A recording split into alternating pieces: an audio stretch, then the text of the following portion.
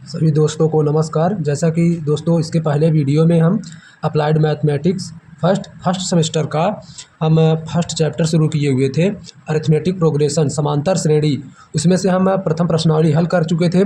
अब उसी चैप्टर में हमारा अगला चैप्टर है समांतर माध्य, जिसे इंग्लिश में कहते हैं अरिथमेटिक प्रोग्रेशन। तो समांतर माध्य क्या होता है? देखो दोस्तों, मतलब कि इसके मीनिंग से ही पता चल रहा है कि हमको समांतर माध्य मतलब पदों के मध्य का जो योग होता है, ठीक, उनके बीच मतलब उनकी संख्या ज्ञात करने के लिए समांतर माध्य का प्रयोग करते हैं। तो इसमें कुछ महत्वपूर्ण फार्मूले हैं। उस फार्मूले के विषय में हम आप लोगों के सापेक्ष चर्चा करेंगे, जिससे हमको इसके विषय में जानकारी होगी और हम अगला क्वेश्चन इस पर आधारित क्वेश्चन को हल करेंगे। तो देखते हैं दोस्तों क्या होता है। यदि देखो क्या होगा, माना ए, कैपिटल ए और स्मॉल बी क्या है, ये तीनों हमारे क्या हैं, एपी में है, मतलब अरिथमेटिक प्रोग्रेशन समांतर श्रेणी में है। तो हमारा क्या होगा, और देखो हम समांतर कैसे निकालते हैं, समांतर हम निकालते हैं तो इसको हमको हल करना है, समांतर माध्य का फार्मूला निकालना है।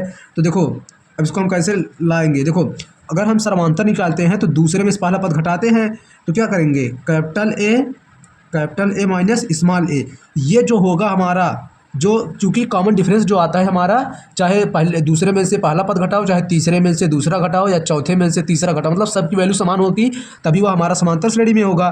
तो यदि ये समांतर श्रेणी में है तो दूसरे में से पहला पद घटाए, ये किसके बराबर होगा, तीसरे में से दूसरा घटाएंगे तब बी माइनस ए, ठीक, ये हमारा मतलब होगा समांतर श्रेणी में। यदि ये तीनों हैं तो ये भी हमारा इसके बराबर होगा, या ये इसके बराबर है ना।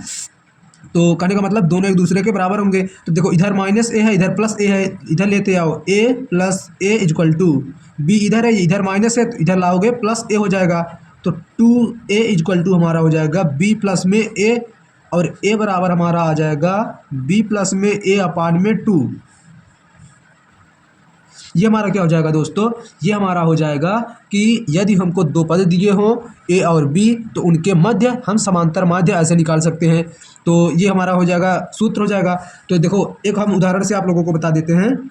जैसा कि देखो कोई एग्जाम्पल है, क्या है कि 8 तथा 16 के बीच हमको क्या करना है कि समांतर माध्य, ठीक, समांतर माध्य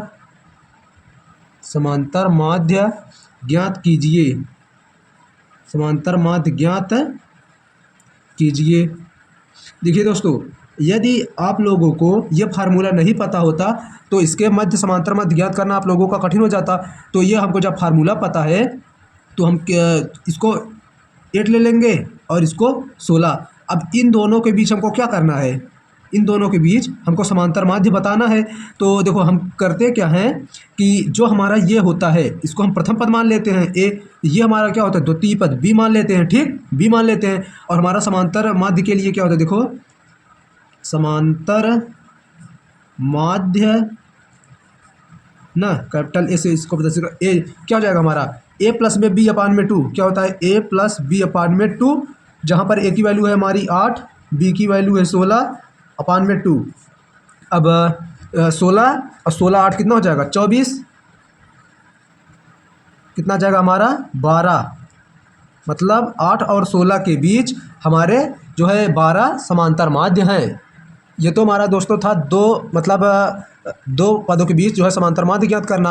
अब जैसे हमको अगर इसी में कह दे कि दो पदों के मतलब मध्य जन समांतर माध्य ज्ञात करने के लिए, तो हम क्या करेंगे कि मतलब इसका पहले हम लिख लेते हैं। जैसे दो कोई पद या दो कोई राशि दी हुई, दो राशियों के बीच के यन समांतर माध्य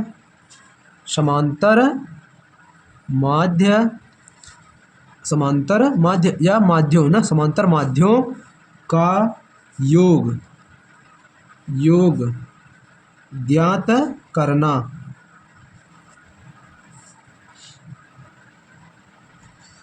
देखिए दोस्तों, अगर हम देखो जैसे जो हमको लिखा हुआ है दो राशियों के बीच यन समांतर माध्यों का योग ज्ञात करना, इसको हम अगर ज्ञात कर लेंगे तो पहले श्रेणी मान लेंगे यन समांतर माध्य, जैसे कोई मान लेंगे x1 कामा x2 कामा x3 ऐसे डॉट डॉट डॉट डॉट कहाँ तक xn तक।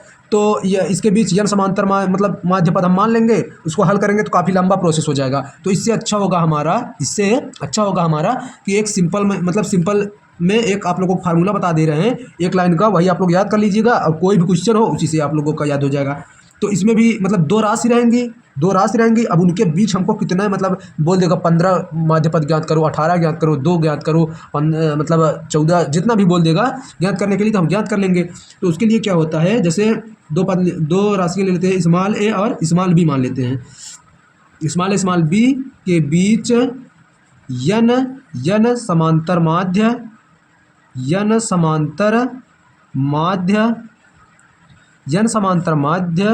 मतलब यन समांतर माध्यों का योग। अब इसी के लिए हमको फार्मूला बताना है। देखो यदि ए और बी होता तो हम क्या करते, ए और बी होता तो a प्लस बी बाई 2 कर देते, मगर कितना ज्ञात करना है, यन ज्ञात करना है, तो यन का इसी में मल्टीप्लाई कर देंगे। ठीक, तो अर्थमेटिक मीन समांतर माध्य किसके बराबर हो जाएगा हमारा, यन इंटू ए प्लस में बी बाई 2। तो अगर हम एक एग्जाम्पल लेना चाहें तो यहीं से एक छोटा सा एग्जाम्पल ले लेते हैं। जैसे दे दिया हमारा कि कोई भी मान सकते हैं। ठीक, जैसे मान लेते हैं 5 कामा कितना 5 कामा 15। ठीक, 5 कामा 15 के बीच क्या करना है हमको, दो समांतर माध्यों का योग ज्ञात करो। अब देखो दोस्तों क्या करेंगे हम कि अगर सिर्फ 5 और 15 के बीच बोलता तो हम क्या कर देते, a प्लस में b का मान है हमारा 15, अरिथमेटिक मीन ना 15 अपान में 2 कर देते, और इससे हमारा क्या आ जाता, 5 और 15 के बीच समांतर माध्य पद आ जाते। मगर हमको क्या कहा है कि दो समांतर माध्यों का योग, तो इसमें 2 का मल्टीप्लाई कर देंगे, ये 2 से क्या हो जाएगा हमारा कैंसिल हो जाएगा। तो 5 में 15 जोड़ेंगे कितना आ जाएगा 20। इन दोनों के बीच कितने समांतर माध्य पदों का योग होगा, मतलब माध्य पदों का योग कितना होगा 20 होगा। ठीक, तो हम अगले पेज पे चलते हैं दोस्तों। देखिए दोस्तों, हम अगला मतलब टॉपिक समझ लेते हैं, फिर उस पर आधारित समांतर माध्य के लिए भी और इसके लिए भी हम क्या करेंगे, इसको समझ लेते हैं तो फिर क्वेश्चन हल करेंगे, आप लोगों को अच्छे से समझ में भी आएगा। तो क्या है कि समांतर श्रेणी के महत्वपूर्ण तथ्य, इसके मतलब कुछ महत्वपूर्ण तथ्य हैं जिससे आप क्वेश्चन को आसानी से लगा सकते हैं। जैसे मतलब जैसे दिया जाएगा कि समांतर श्रेणी में 3 क्रमागत पद क्रमशः इतना होंगे, मतलब कितने 3 पदों का योग क्रमशः 42 होगा, तो उनका गुणनफल 48 होगा।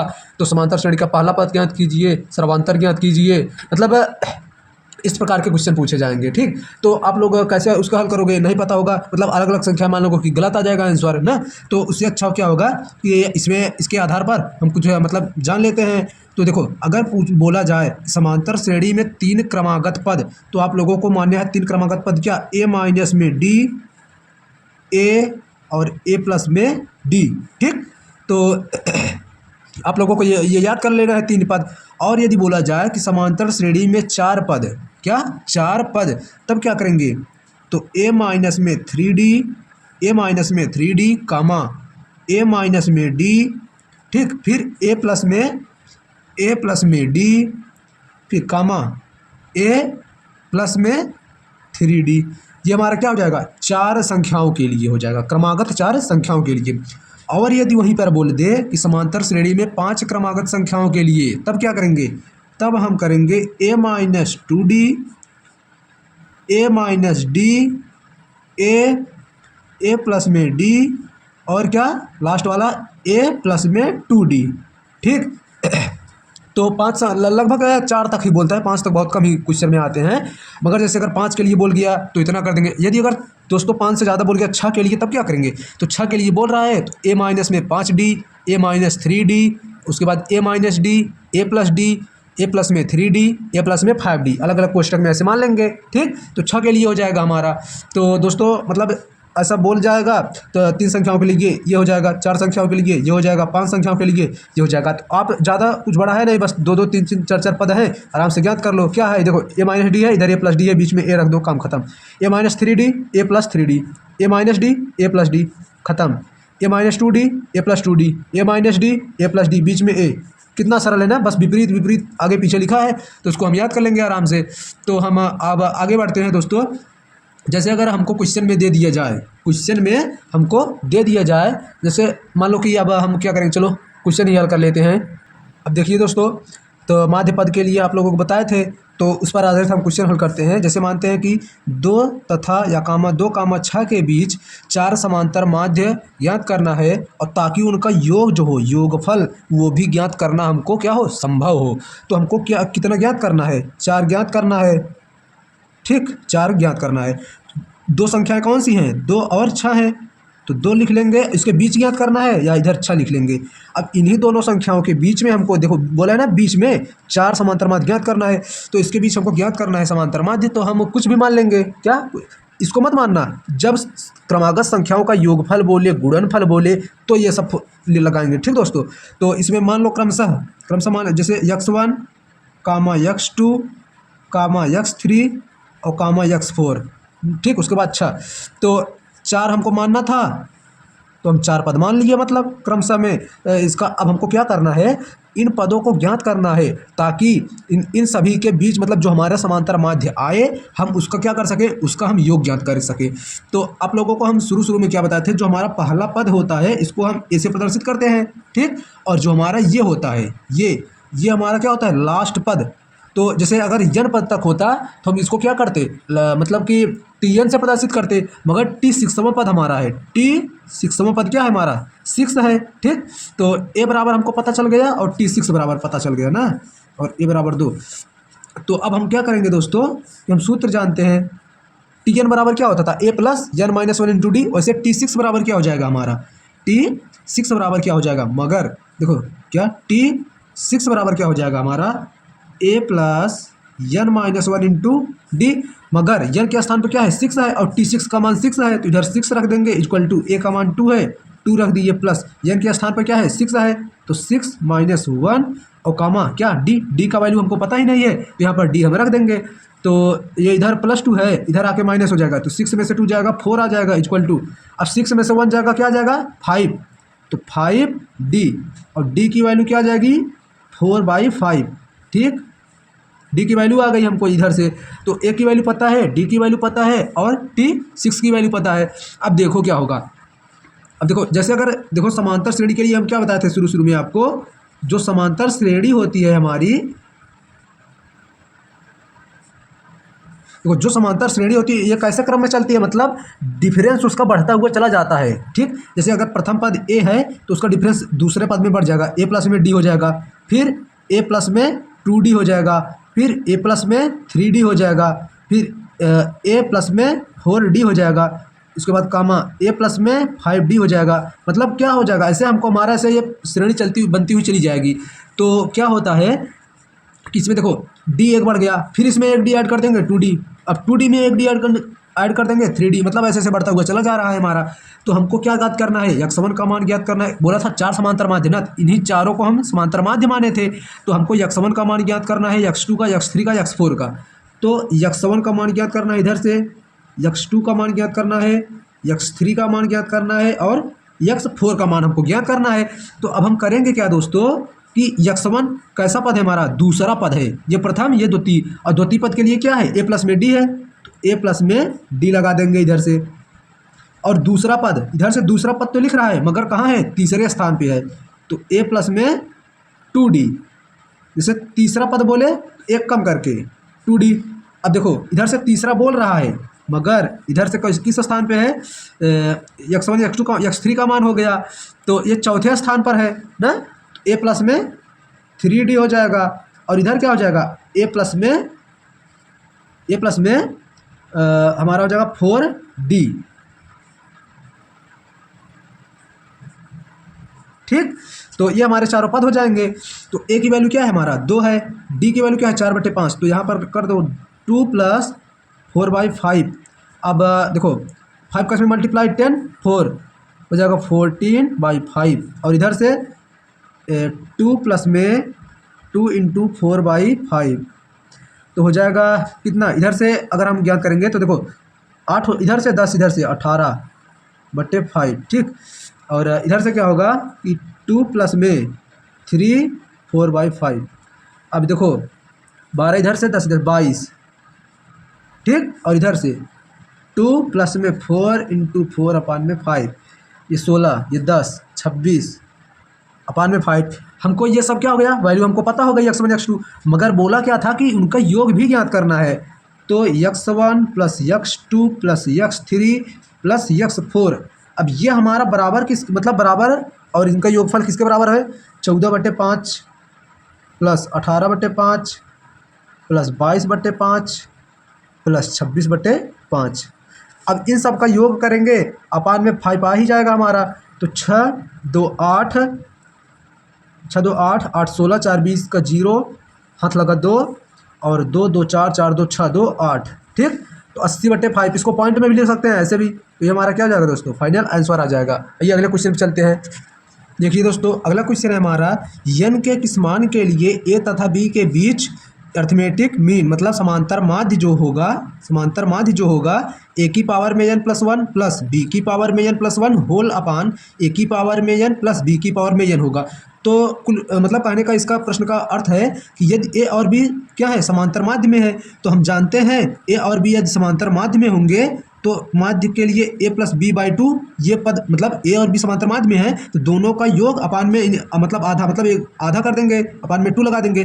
तो इनका जो मतलब समांतर माध्य ये a और b के बीच में होगा वो हमारा किसके बराबर होगा वो हमारा जो वैल्यू दी हुई है कौन सी ये वाली इसके बराबर होगा तभी तो हम n का मान ज्ञात कर सकेंगे। तो यहाँ इधर से लिख लेते हैं a की पावर में n प्लस 1 प्लस b की पावर में n plus 1 whole upon a की पावर में n प्लस b की पावर में n।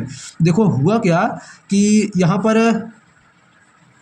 पर a कामा b का अरिथमेटिक मीन समांतर माध्य क्या हुआ हमारा a प्लस में b/2 हुआ ठीक। तो इधर से हम लोग क्या किए ये वैल्यू को लिखे हैं। तो ये हमारा इसके मतलब इसका मान इसके n के मान ज्ञात करने के लिए ये वैल्यू हमारी इसके बराबर में होगी। हाँ बिल्कुल होगी। तो अब हम क्या करेंगे अब इसमें कुछ कर नहीं सकते तो इसका इधर से इधर मतलब तिर्यक मल्टीप्लाई करा देंगे। तो a प्लस में b का मल्टीप्लाई होगा a की पावर n प्लस b की पावर n ये किसके बराबर होगा 2 a की पावर में n प्लस 1 प्लस b की पावर में n प्लस 1। अब ये हमारा वैल्यू होगा। तो अब हम क्या पहले a का मल्टीप्लाई सब में करा दो तो a की पावर में n प्लस a b की पावर में n प्लस अब b का सब में मल्टीप्लाई b a की पावर में n plus b into B की पावर में n। अब इधर 2 बचा है तो 2 का भी इधर सब में मल्टीप्लाई करा दो तो जाएगा 2a की पावर में n प्लस 1 प्लस 2b की पावर में n प्लस 1। ये हमारा हो गया। तो अब हम क्या करेंगे इसको पक्षांतर कर लेते हैं। तो उसके पहले क्या होगा कि हमारा देखो इधर क्या है a की पावर में n प्लस 1 है और इधर क्या है a की पावर में n b इधर a और b की पावर में n है। तो ये सब वैल्यू इधर देखो a की पावर में n प्लस 1 इधर a की पावर में मतलब 2n इधर इसको ऐड कर देंगे n प्लस 1 हो जाएगा कि नहीं। देखो इसको अगर ऐड करना चाहे हम तो हमारा क्या मान आएगा इधर आएगा a की चूंकि आधार समान है तो घाते आपस में जुड़ जाएंगी n प्लस 1 हो जाएगा। और इसको इधर लेते आएंगे तो -2 a की पावर में n प्लस 1। अब a वाला पद लिख लिया b वाला देखो b में क्या है b की पावर n प्लस 1 हो जाएगा और ये वाला इधर लेते हो -2b की पावर में n प्लस 1 ठीक। अब ये हमारा अब देखो इसमें से 2 वैल्यू हमारी क्या हुई है बची हुई है। तो हम क्या करेंगे इसको भी इधर ही लिख लेंगे आराम से इसको भी इधर ही लिख लेते हैं a b की पावर में n प्लस b a की पावर में n इक्वल टू क्या हो जाएगा 0। अब देखो 2 में से एक a निकल जाएगा तो हमारा सिर्फ बचेगा -a की पावर में n प्लस 1 और देखो इधर भी -b की पावर में n प्लस 1 और ये क्या है ये हमारा इसके बराबर हो जाएगा किसके ये वाला जो पद है हमारा क्या कि a b की पावर में n प्लस b a की पावर में n। अब ये हमारा मतलब इनका और इनका मतलब एक प्रकार से योग हो जाएगा। तो a की पावर में जो मतलब देखो यहाँ पर a की पावर n है यहाँ पर भी a की पावर में n है इस वाले को इस वाले के साथ कर लेते हैं मतलब a की पावर n में और b माइनस a की पावर में n प्लस 1 इसको एक एक ब्रैकेट में कर लेते हैं। और ये वाला पद बचा है, ये वाला बचा है, तो लिखेंगे ए बी की पावर में एन माइनस बी की पावर में एन प्लस में 1। अब इनका योग क्या हो जाएगा, इसको जीरो के बराबर हो जाएगा, क्योंकि ये पहले से हमारा आ रहा था। अब इसमें ए की पावर एन है, ए की पावर एन है, तो ए की पावर में एन इधर कॉमन ले लेंगे, यार बचेगा बी माइनस, अब ए की पावर में एन कॉमन ले लिए थे, ए बचेगा हमारा इधर से, प्लस इधर बी की पावर में एन कॉमन ले लो, इधर बचेगा ए माइनस में बी इक्वल टू जीरो। ठीक, तो इधर ए माइनस बी है, इधर बी माइनस ए है। तो अब क्या करेंगे कि देखो, अगर हम इसमें माइनस कॉमन ले लेते हैं, अगर इसमें हम माइनस कॉमन ले लेते हैं तो ये हमारा पद इसके क्या हो जाएगा, बराबर हो जाएगा। तो देखो पहले क्या करेंगे कि ए की पावर एन, इसको ए माइनस बी बनाओ, तो इधर माइनस आ जाएगा और हो जाएगा ए माइनस बी प्लस में बी की पावर में एन ए माइनस में बी इक्वल टू जीरो। ठीक, अब अगर यदि माइनस का इसमें मल्टीप्लाई होगा तो ये हमारा माइनस ए प्लस बी इस रूप में फिर से बन जाएगा। तो ये वैल्यू समान है, दोनों में कॉमन ले लो, तो ए माइनस बी दोनों में कॉमन हो गया। अब अंदर क्या बचेगा, बी की पावर एन बचेगा, ये माइनस में ए की पावर में एन बचेगा, और ये पूरा वैल्यू हमारे किसके बराबर होगी, जीरो के बराबर होगी। किसके बराबर होगी दोस्तों, जीरो के बराबर होगी। अब जब हम ए माइनस बी को इधर साइड लाएंगे, ए माइनस बी को, मतलब हमारा क्या होगा, जो ए माइनस बी होगा वो भी जीरो के बराबर होगा, और ये होगा ये भी जीरो के बराबर। तो इफ़ मतलब यदि क्या होगा कि जब हम a minus b equal to zero रखते हैं, ए बराबर हमारा बी आ जाता है। ठीक, और क्या होगा कि जब हम बी की पावर में एन माइनस ए की पावर में एन जीरो रखेंगे, तो ए की पावर में एन इक्वल टू बी की पावर में एन, ये आ जाएगा हमारा। ठीक, ये वैल्यू आ जाएगी और हमारी ये वैल्यू आ जाएगी। तो हम इसको कर क्या सकते हैं, देखो इस वाले को हम ये वाला इससे ज़्यादा हल नहीं कर सकते, इसको कर सकते हैं। तो ए की पावर में एन है ही हमारा, बी की पावर में एन है, इसको इसके नीचे लेते आओ, बी की पावर में एन ये 1 के बराबर हो जाएगा, हमारा 1 के बराबर हो जाएगा। इसको और हल करो, इसको हम लिख सकते हैं ए अपान में बी की पावर में होल में एन लिख सकते हैं।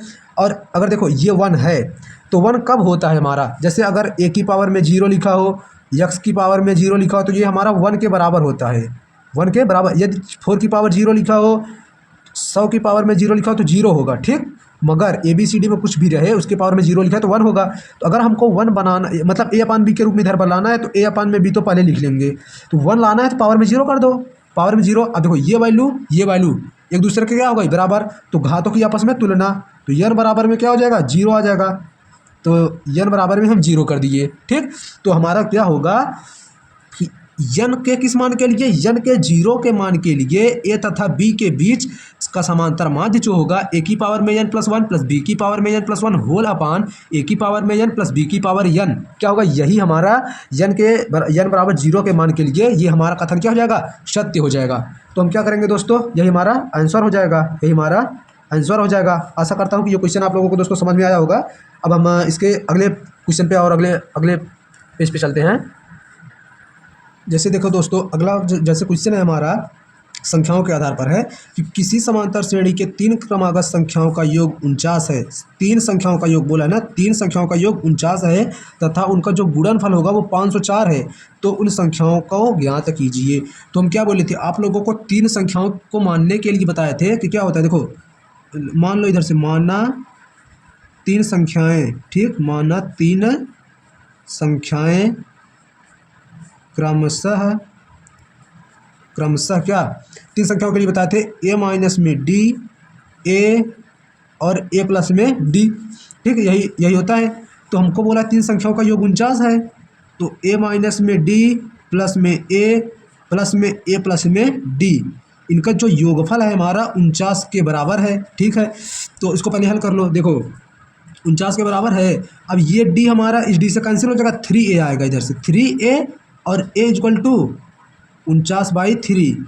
अब 3 का इसमें हम अगर डिवाइड करेंगे तो हमारा किस में आएगा, दशमलव में आ जाएगा। ठीक, तो 49/3 ही इसको लिख देते हैं। ठीक है, तो अब और हमारा क्या बोला, उनका गुणनफल जो है, मतलब a माइनस में d और मल्टीप्लाई a प्लस में d, ये मान हमारा क्या होगा कि 504। तो अब देखो हमको a की वैल्यू पता हो गई है, कितना है, 49/3 है, तो यहाँ पर रख दो 49/3 माइनस डी, 49/3 और क्या 49/3 प्लस में डी। अब देखो क्या होगा कि a minus d a plus d, तो a square minus d square मतलब 49/3 का स्क्वायर माइनस में डी का स्क्वायर, और ये बराबर होगा हमारे 504 के, ये भी बराबर होगा 504 के। अब ये जो देखो इसमें मल्टीप्लाई है, इधर जाकर डिवाइड, 49 इधर 3 इधर ना, तो 49 से इसको काट दो, तो 49 से काट दोगे तो 9 छके 54, तो देखो 9 छके 54 कितनी बार में कट जाएगा, तो कितनी बार में कट जाएगा लगभग इधर से देखो 49 और 49 दूना तो 2 इधर 49 में गया तो 9 और बता कितना 4 ना, इतना आ गया। तो अब इसको इसमें मल्टीप्लाई करा दो, 4 तिहाई 12, ठीक, 4 तिहाई 12 और 9 दूनी 18, 1 19 और 3 दूनी 6 1 7, ठीक, इतना आ गया। तो अब क्या करना है, ये माइनस डी है ना, इसको उस साइड लेते जाओ और इसको इस साइड लेते आओ, तो 49 का वर्ग, देखो 49 का वर्ग हमको करना है, देखो वर्ग करने के लिए हम बता दें इसका वर्ग मतलब 9 9 81 की 1 हासिल 8, 9 चौके 36 दूना 72 और 72 8 80 0 हासिल 8, 4 चौके 16 और 16 8 24, 9 9 81 के 1, तो इधर हो जाएगा कितना हमारा 2401 मतलब 2401 बट्टे कितना 9 माइनस 792 इक्वल टू डी का स्क्वायर। अब इसका इसमें मल्टीप्लाई 2401 माइनस 9 दूनी 18 का 8 हासिल 1, 9 9 81 82 2 हासिल 8 और 9 7 63। इसको हमको माइनस करना है तो 8 8 में से एक जाएगा कितना आ जाएगा 7 आ जाएगा, 2 में से 0 घटाएंगे 2 ही आएगा, इधर बचेगा 1 इधर 11, तो 7 इधर आएगा और 2 6 6 में से 2 जाएगा कितना आ जाएगा 4 आ जाएगा, ठीक। तो डी की वैल्यू आ जाएगी हमारी इतना, तो हम क्या डी स्क्वायर की वैल्यू आ गई। अब डी की वैल्यू चाहेंगे इधर अंडर रूट में ला देंगे, तो अब क्या करेंगे ए की वैल्यू हमको पता ही है, डी की वैल्यू पता हो जाएगी इधर से, और यहाँ पर क्या रख देंगे ए माइनस डी ज्ञात कर लेंगे, ए ज्ञात कर लेंगे ए प्लस डी। अब इतना तो आप लोग छोटा सा कैलकुलेशन कर ही सकते हो। तो हम अगले क्वेश्चन पर बढ़ते हैं। देखो जैसा कि अगला क्वेश्चन हमारा, देखिए दोस्तों अगला क्वेश्चन है हमारा कि यदि ए स्क्वायर बी स्क्वायर सी स्क्वायर समांतर श्रेणी में है तो सिद्ध कीजिए कि 1 में बी प्लस सी 1 में सी प्लस ए 1 में ए प्लस बी हमारा क्या होगा कि समांतर श्रेणी में होगा। तो हम आप लोगों को ऐसा क्वेश्चन को हल करने के लिए बताए थे, दूसरे में से पहले पद को घटाते हैं या हाँ दूसरे में से पहले पद को घटाएंगे वो किसके बराबर होगा, तीसरे में से दूसरे पद को घटाएंगे। तो हम इसको और एक सूत्र से क्या बताए थे 2b बराबर ए प्लस सी, ये फार्मूला आप लोगों को बताए थे हम।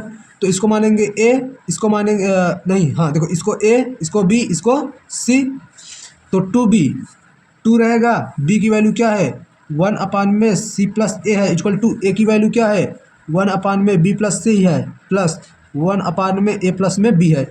अब ये वैल्यू हमको पता चल गई है, तो 2 में सी प्लस ए। अब यहाँ पर क्या होगा हमारा एलसीएम ले लेंगे, बी प्लस सी ए प्लस बी, ऊपर हो जाएगा ए प्लस बी प्लस सी, ये हमारा हो जाएगा। अब देखो ये किसके बराबर होगा, देखो इधर बी है इधर बी है, तो ए प्लस में सी प्लस में 2b अपान में ए प्लस में बी और बी प्लस में सी, ठीक। तो अब देखो इधर में 2 upon c plus a equal to, अब देखो जहाँ पर 2b है, जहाँ पर 2b है वहाँ पर हम क्या रख सकते हैं ए प्लस सी, मगर जब ये स्मॉल में है तो इसको भी स्मॉल में मान लो ए और सी स्मॉल में, ठीक। तो 2b के स्थान पर क्या लिख सकते हैं, या ए प्लस सी के स्थान पर क्या लिख सकते हैं 2b लिख सकते हैं। तो 2b और 2b देखो 2b प्लस 2b अपान में ए प्लस में बी और बी प्लस में सी।